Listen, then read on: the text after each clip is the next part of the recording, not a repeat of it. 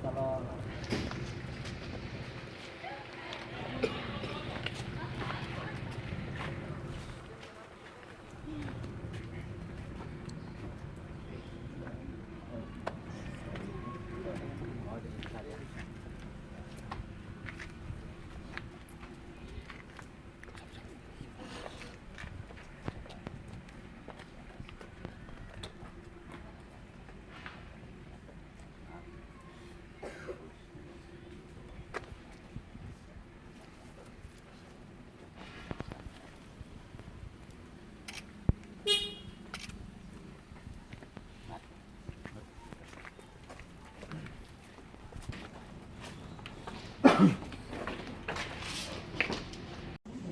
pencalonan diri saya menjadi bakal calon bupati dan akan diproses di PAN ini. Ya, sebenarnya saya dengan adik, saya panggil adik ya, karena memang dipanggil saya orang tua, jadi ini anak ya, gitu. Kami dua ini sudah lama di sini waktu masih susah-susah ya. Tapi hari ini sudah jadi tina hitam juga, dari yang terhebat, ya. Mudah-mudahan ini berkembang terus.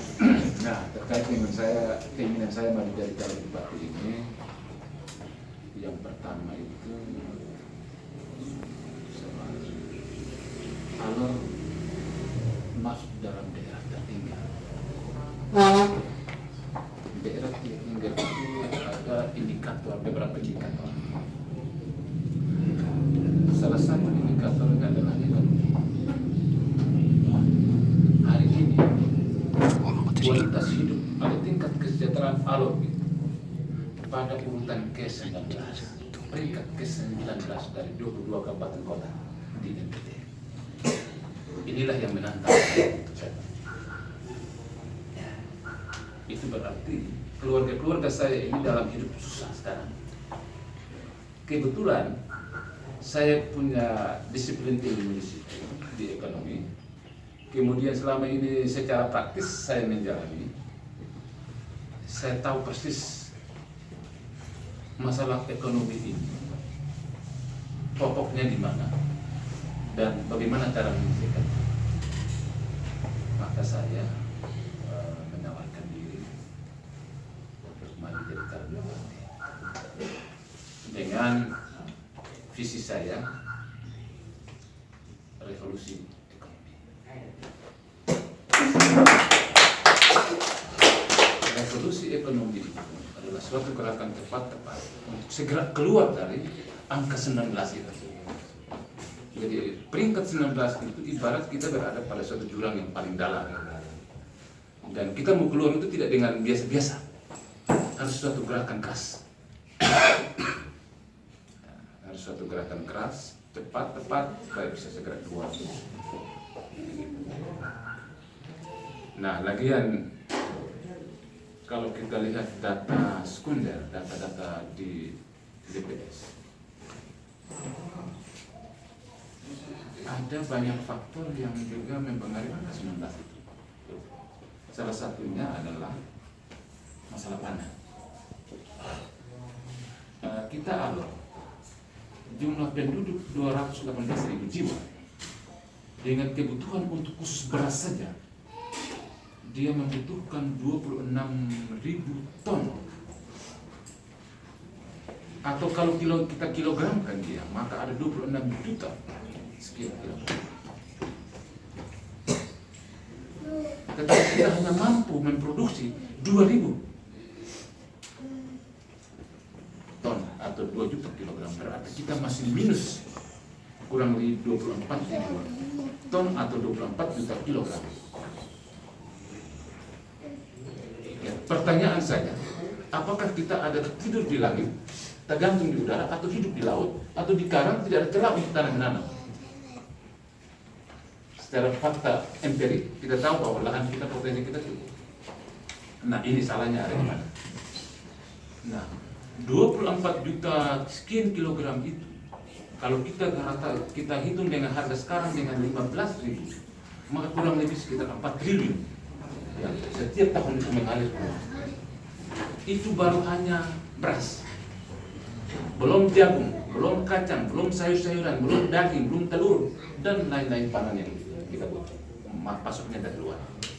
Nah, ini yang saya berobsesi untuk membendung ini. Saya berobsesi untuk membendung ini. Hari ini pertumbuhan ekonomi kita di alur 2,5%. Dengan dau 1 triliun 100 miliar. Kalau kita bendung 4-5 triliun, ini tidak pertumbuhan ekonomi seperti apa? Saya prediksi di atas 7%. Saya prediksi.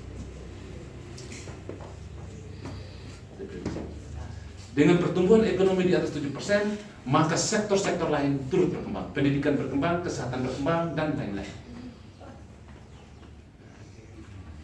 Daerah kita bukan daerah industri, dan juga bukan daerah tambang. Daerah kita adalah daerah pertanian, perikanan. Jadi kita bicara tanam, tangkap, ya, lihat, itu yang kita bicara. Sekarang, siapa pemimpin yang punya skill? Skill itu dia melahirkan niat, keberanian, lalu dia meletakkan kebijakan. Itu target saya.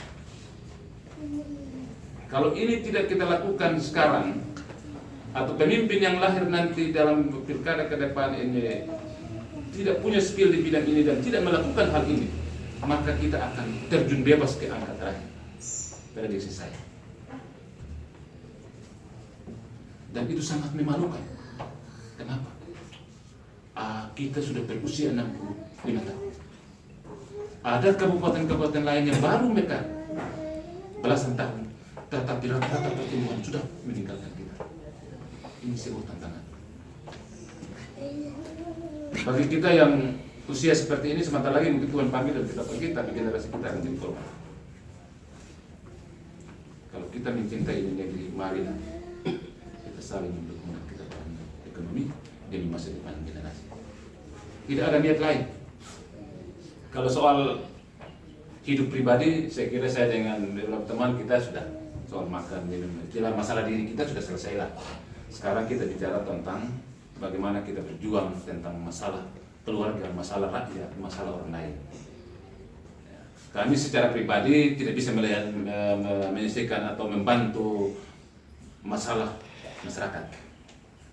Makanya kami ingin menjadi bagian dari politik, dan kalau rakyat memberikan kepercayaan kami untuk memegang kekuasaan ini, maka kami akan bekerja maksimal.